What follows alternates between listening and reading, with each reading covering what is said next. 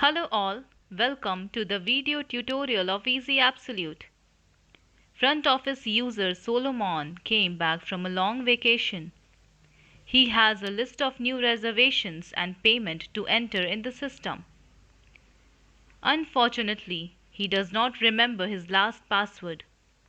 He remembered that even if he tries to reset the password, that can only be reset by his administrator or manager, who is not available at the moment.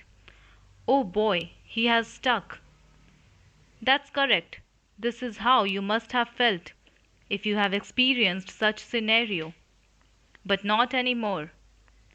Resetting password based on user's email is available now. Let's see how it works. We can now add a user's email while creating new users, which can be used to reset the password from the login page. Basically, users just need to supply three things: username, hotel code,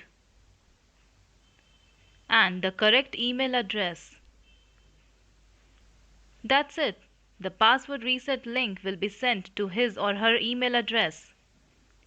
We are so glad to share that these changes will remove dependencies on the other person, and users can reset the password quickly using their own email address. That's all for now. We will come soon with more such features.